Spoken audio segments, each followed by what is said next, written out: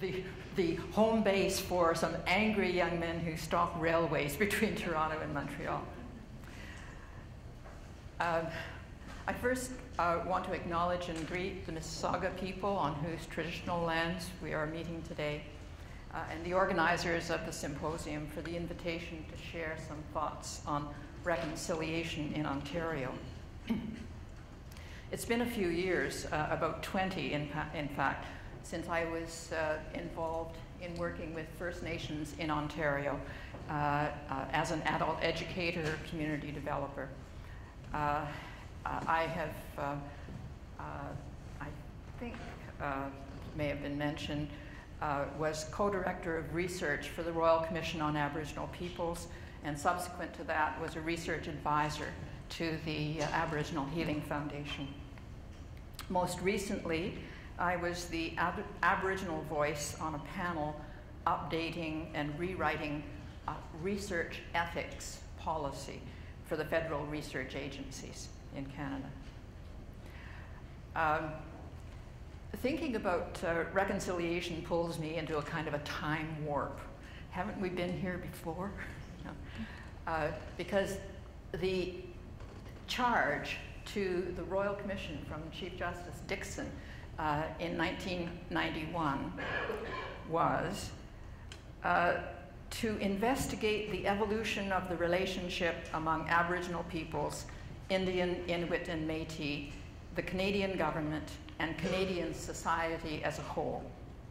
The commission, the Royal Commission on Aboriginal Peoples, was to propose solutions to the problems which have plagued those relationships and which confront Aboriginal peoples today. The charge was to make recommendations promoting reconciliation. The Royal Commission report, which was submitted in 1996, didn't talk a great deal about reconciliation. I'm not even sure we use the term, really.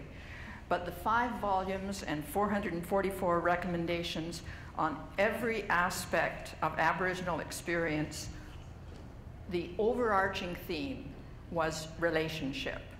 What had gone wrong between First Nations, Inuit, and Métis peoples, and Canadian government and society, and channeling Justice Sinclair, what needed to be done to restore the relationship.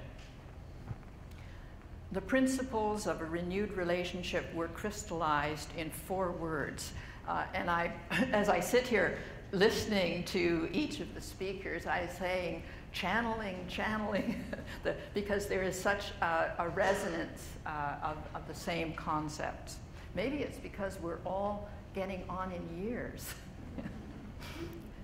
So, the principles of a renewed relationship crystallized by the Royal Commission report were recognition, respect, sharing, and responsibility.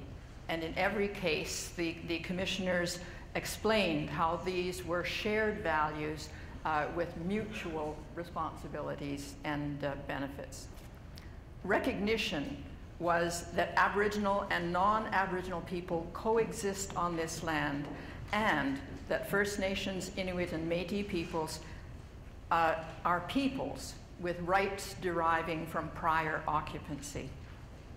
Respect was for languages, histories, cultures, and self-government of each party to the relationship, the Turo Wampum revisited.